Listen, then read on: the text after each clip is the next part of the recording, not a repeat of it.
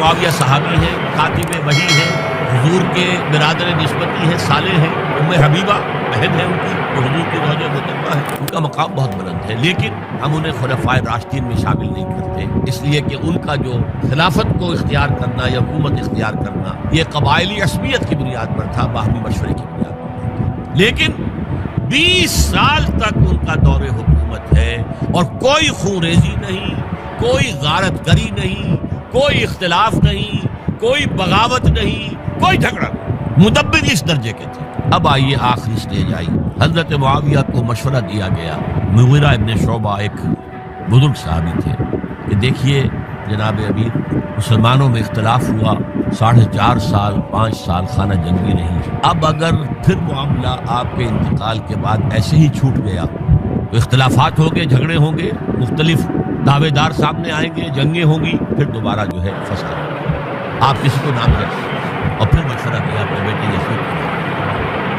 حضرت معاویہ ریلیکٹنٹ ہوئے، لیکن اس کے بعد انہوں نے اور فیصلہ کریں۔ یہاں میں چاہتا ہوں کہ بات سمجھ لیں اچھی طرح، اس معاملے میں اگر آپ حضرت معاویہ کی نیت پر شک کریں گے تو مجھے آپ کے ایمان پر شک ہوگا، نیت پر نہیں، غلطی ہو سکتی، صحابی ہیں، نیت غلط نہیں تھی، نیت کیا تھی، اور میں سمجھتا ہوں 100% درست تھی، کہ اب اتنا پانی گزر چکا ہے پل کے نیچے سے وقت کے دریا میں کہ بارے صحابہ سب رخصت ہو چکے ہیں، اب اکثریت 9 مسلموں کی ہے،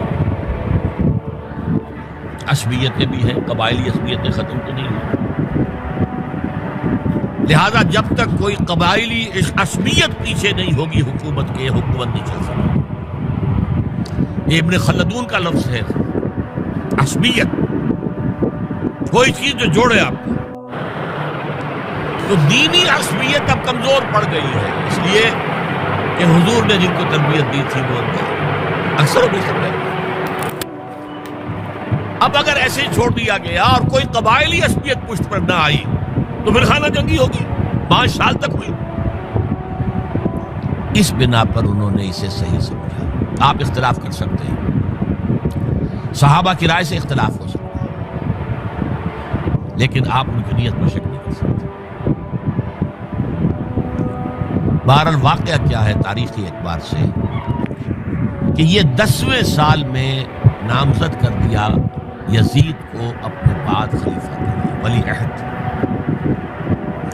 اس وقت تقریباً سب نے بات مان لی سوائے 5 افراد کے۔ وہ 5 افراد بہت اہم تھے، بہت اہم۔ ابو بکر اہم ترین آدمی تھے، ان کے بیٹے عبد الرحمن ابن ابو بکر۔ عمر نمبر 2 تھے، عبداللہ ابن عمر۔ زبیر عبداللہ ابن زبیر۔ عباس عبداللہ ابن عباس، اور حسین ابن علی۔ حضرت حسن کا انتقال ہوا۔ اہل تشیع کا کہنا یہ کہ زہر دیا گیا، واللہ اعلم، میں کچھ نہیں کہہ سکتا، میں کوئی تاریخ کا محقق عثمانی میں نہیں، میں موٹی موٹی باتیں جانتا ہوں۔ بہرحال انتقال ہو گیا، 5 آدمیوں نے نہیں مانا، لیکن دیکھیے یہ تھی تدبر کی بات حضرت امیر معاویہ کی، کوئی دباؤ نہیں ڈالا، کوئی جبر نہیں کیا، کوئی کسی کو نقصان نہیں پہنچایا کہ نہیں مان رہے تو یہ کر دیں گے، دیکھیں گے جب وقت آئے گا۔ جب وقت آیا حضرت معاویہ کے انتقال کے بعد، اب ایک صاحب جا چکے تھے، حضرت عبد الرحمن ابن ابی بکر فوت ہو چکے، 4 ہو گئے، 3 عبادلہ، عبداللہ ابن عمر، عبداللہ ابن عباس، عبداللہ ابن زبیر، ایک حسین ابن علی رضی اللہ تعالی عنہ اجمعین۔ جب بیعت ہو گئی یزید کی تو اب ان کے درمیان اختلاف ہوا۔ یہ بات اچھی طرح سمجھ لیجئے، تاریخی حقائق، موٹے حقائق کو چھوڑ کر باریکیوں میں جب پڑھتے ہیں تو معاملہ غلط ہو جاتا ہے، موٹے حقائق کو سمجھیں۔ جیسے کہتے ہیں میکرو اکنامکس اور مائکرو اکنامکس، میکرو ہسٹری جو ہے، 2 ایک طرف ہو گئے، 2 ایک طرف ہو گئے۔ عبداللہ ابن عباس کی رائے ہوئی کہ اگرچہ یہ غلط کام ہوا ہے، یہ قیصر و کسریٰ کی سنت پر عمل ہو رہا ہے، لیکن یہ ایسی بڑی بات نہیں ہے کہ خون ریزی شروع کر دی جائے اور امن و امان ختم ہو جائے۔ یہی بات عبداللہ ابن عمر کی ہوتی ہے، یہ دونوں ایک انداز، مصلحت کہہ لیں جو بھی سب، لیکن نیت پر حملہ نہیں کر سکے۔ دیانتاً انہوں نے یہ سمجھا کہ اب جب کہ ہو گیا معاملہ تو ٹھیک ہے، حرام مطلق تو کہیں نہیں لکھا ہوا قرآن کے اندر کہ بیٹا نہیں ہو سکتا، کہیں لکھا۔ 12 ان دو کی رائے یہ ہوئی کہ اگرچہ کام غلط ہے لیکن اتنا غلط نہیں ہے کہ اس کو چیلنج کیا جائے اور اس سے جو ہے خانہ جنگی شروع ہو جائے اور فساد شروع ہو جائے۔ دو کی رائے یہ ہوئی کہ نہیں، we have to challenge it come what may. Abdullah ابن زبیر، حسین ابن علی رضی اللہ تعالی عنہما یا عنہم، تو یہ دو علیحدہ، ان دو میں اب اختلاف ہوا۔ عبداللہ ابن زبیر کی رائے یہ تھی کہ یہی مقیم رہو مکے میں، حجاز میں، مکے اور مدینے میں، یہاں سے ریزسٹنس موومنٹ ہو سکتی ہے، کیونکہ یزید کی خلافت تو دمشق میں تھی، بہت دور۔ حضرت حسین کو خطوط آ رہے تھے کوفے سے، کوفہ حضرت علی کا صدر مقام رہا تھا، اور جن سبائیوں نے فتنہ پیدا کیا تھا حضرت عثمان کے خلاف وہ بھی وہیں آباد تھے۔ انہوں نے خطوط کا تاطا باندھ دیا، آپ آئیے ہم آپ سے بیعت کریں گے اور کھڑے ہوں گے اور مقابلہ کریں گے اور اس یزید کی حکومت ختم کریں گے۔ ڈاک کے تھیلے بھرے ہوئے حضرت حسین نے فیصلہ کیا کوفے جانے کا، بہت روکا۔ عبداللہ ابن عباس بہت ان سے بزرگ تھے عمر میں، اور ویسے بھی ایک اعتبار سے نانا تھے، ایک اعتبار سے پردادا تھے حضرت عبداللہ ابن عباس۔ حضور کے چچا زاد بھائی تھے، نانا ہو گئے، حضور نانا تھے کہ نہیں؟ اور حضور کے چچا تھے حضرت عباس، ان کے بیٹے ہیں۔ اس اعتبار سے حضرت علی رضی اللہ تعالیٰ عنہ کے کیا ہو گئے چچا۔ بہرحال میں کچھ گڑبڑ کر رہا ہوں اس وقت۔ وہ دوڑتے جا رہے تھے کہ حسین خدا کے لیے مت جاؤ، خدا کے لیے مت جاؤ، یہ کوفی تمہارا ساتھ نہیں دیں گے، الکوفی لا یوفی، کوفی وفا نہیں کرتا وعدہ، اور خدا کے لیے اگر جانا ہے اپنے گھر والوں کو یاد چھوڑنا۔ بس حضرت حسین پر رضی اللہ تعالی عنہ جو ایک کیفیت تھی، انہوں نے سب باتوں کو نظر انداز کیا۔ وہاں ہزاروں لوگوں نے مسلم بن عقیل جو حضرت حسین کے نمائندے کی حیثیت سے پہلے گئے تھے، ان کے ہاتھوں پر بیعت کیے، مخدمت آ رہے ہیں، اور وہ بات گفتہ ہو گئی۔ ابھی راستے ہی میں تھے کہ پتہ چلا کہ ابن زیاد گورنر بن کر آیا ہے، اور اس نے جو وہاں پر تشدد کیا ہے اور ڈنڈا برسایا ہے، سب بیعت توڑ کے گھروں میں چھپ گئے، اور مسلم بن عقیل جو ہیں وہ بے یار و مددگار شہید بھی کر دیے گئے۔ حضرت حسین نے ارادہ کیا کہ واپس ہو جائیں۔ اب مسلم بن عقیل کے بیٹے جو ہیں، وہ عرب کی ایک غیرت ہے، ایک آنر جسے آج کل کہتے ہیں، ہم اپنے باپ کا بدلہ لیے بغیر نہیں جائیں۔ اور حضرت حسین کی شرافت اور محبت، یہ لوگ میرے ساتھ آئے تھے، میرا ساتھ نہیں تھا، تو میں ان کا ساتھ کیسے چھوڑوں؟ بہرحال وہ حادثہ فاجعہ ہو کر رہا، اور اس میں سب سے بڑا سبب جو بنا ہے وہ میں چاہتا ہوں کہ اس کی طرف کسی کی نگاہ نہیں ہو۔ افسوس یہ ہے کہ میرا اس پر جو کتاب چاہے سانحہ کربلا وہ آؤٹ آف پرنٹ تھا، کوشش تھی کہ آج یہاں وہ پیش کیا جاتا ہے، مختصر ترین، لیکن آپ دیکھیں گے کہ کلیئر ہو جاتی ہے ہسٹری۔ دو کتابچے ہیں، شہید مظلوم، میرے نزدیک مظلوم ترین شہید حضرت عثمان رضی اللہ عنہ، اور سانحہ کربلا، بہت بڑا سانحہ، اس میں کوئی شک نہیں۔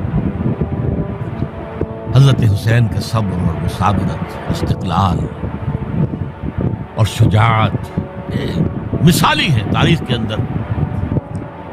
اپنے سامنے جو ہے اپنے ایک ایک کر کے چراغ گل ہو گئے، خاندان سارا ختم ہو، شیر خوار بچے شہید۔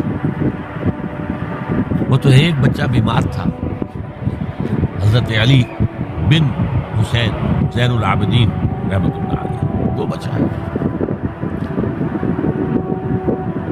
لیکن اصل میں شرافت اور مروت جو ہے وہ بسا اوقات اپنی شرافت کی وجہ سے بات کرتے ہیں۔ حضرت حسین سے میرے نزدیک یہ ایک اسٹریٹجک مسٹیک ہوئی کہ جب کوفیوں کا لشکر سامنے تھا تو وہاں کھڑے ہو کر ایک ایک کا نام لے گا، فلاں ابن فلاں کیا تم نے مجھے خط نہیں لکھا تھا؟ اے فلاں ابن فلاں کیا تم نے مجھے خط نہیں لکھا تھا؟ سب کے راز فاش کر رہے ہیں۔ اور دیکھو یہ میرے پاس یہ تھیلے بھرے ہوئے تمہارے خطوں کے موجود ہیں، تم نے مجھے بلایا اور میں آیا۔ یہ بات تھی جس کی بنا پر اب ان کے لیے کوئی چارہ نہیں تھا کہ انہیں شہید کر دیں، ورنہ تو یہ ہمارا بھانڈا پھوڑ دیں گے جا کر یزید کے پاس، تو ہماری کھالیں کھنچ جائیں گی۔ یہی وجہ ہے کہ حضرت حسین نے 3 آفرز کیے، مجھے واپس مدینے جانے دو، نہیں، مجھے یزید کے پاس جانے دو، نہیں، مجھے کہیں اسلامی سرحد پر بھیج دو، میں وہاں پر کافروں سے جنگ کرتے ہوئے زندگی ختم کر لوں گا، نہیں، ہیئر اینڈ ناؤ بیٹھ کرو۔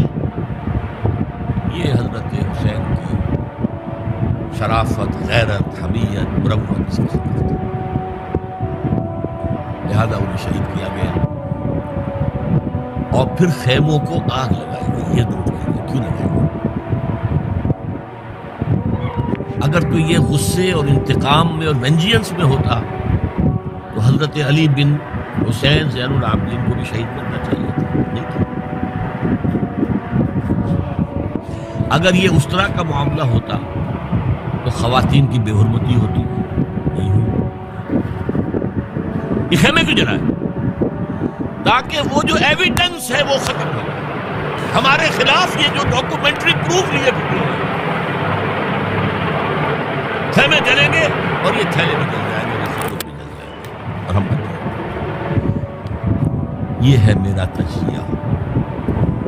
بہرحال اس میں کوئی شک نہیں کہ تاریخ انسانی کے عظیم حوادث میں سے وہ ہے، اور میرے نزدیک حضرت حسین رضی اللہ تعالیٰ عنہ کا اختلاف کر سکتا ہے، جو چاہے کرے، حضرت حسین سے اختلاف کرے اور اتفاق کرے حضرت عبداللہ ابن عمر، عبداللہ ابن عباس کے ساتھ، تب بھی ٹھیک ہے، اور اگر حضرت عبداللہ ابن عباس اور عبداللہ ابن عمر سے اتفاق کرے اور حضرت حسین ان سے اختلاف کرے تو کوئی شک نہیں۔ معصوم کوئی نہیں، ہمارے نزدیک معصومیت خاصہ نبوت ہے، نبوت ختم ہوئی حضور پر، معصومیت ختم، غلطی ہر ایک سے ہو سکتی ہے اور آپ رائے رکھ سکتے ہیں، لیکن کسی صحابی کی نیت پر حملہ نہیں کریں گے۔ صحابی کی نیت پر حملے کا مطلب کیا ہے کہ محمد صلی اللہ علیہ وسلم تزکیہ نفس نہیں کریں، یہ ریفلیکٹ کرے گی حضور کی اس پوری کی پوری جد و جہد پر، یہ شخصیت سازی نہیں کر پائے محمد صلی اللہ علیہ وسلم، نہیں، معاذ اللہ، ثم معاذ اللہ، ثم معاذ اللہ۔ بہرحال یہ ہے تاریخ کے اعتبار سے ہمارے ہاں جو عظیم ترین ذی الحج کے مہینے میں حضرت عثمان شہید ہوئے تھے، 28 ذی الحج کو حضرت عمر پر حملہ ہوا تھا، 1 محرم کو ان کی شہادت ہوئی تھی، 10 محرم کو انسانیت پر بڑا پیش آیا تھا۔ یہ ہماری اس ابتدائی تاریخ کے اہم لینڈ مارکس ہیں جنہیں ہم شہادت کے نام سے جانتے ہیں، لیکن میں اب پھر دوبارہ کہوں گا یہ اللہ کی راہ میں قتل ہوئے ہیں۔ وَلَا تَقُولُوا لِمَن يُقْتَلُ فِي سَبِيلِ اللَّهِ أَمْوَاتٌ بَلْ أَحْيَاءٌ وَلَٰكِن لَّا تَشْعُرُونَ وَلَا تَحْسَبَنَّ الَّذِينَ قُتِلُوا فِي سَبِيلِ اللَّهِ أَمْوَاتًا بَلْ أَحْيَاءٌ عِندَ رَبِّهِمْ يُرْزَقُونَ۔ لیکن وہ شہادت علی الناس کی ذمہ داری جو مجھ پر آپ پر ہے، حضرت حسین کو یاد کر لیں، حضرت عثمان کو یاد کر لیں، ان کے لیے کوئی رنج اور غم کا اظہار کر لیں، اس سے کچھ حاصل نہیں ہے۔ حاصل تو یہ ہے کہ شہادت علی الناس کی تیاری کی،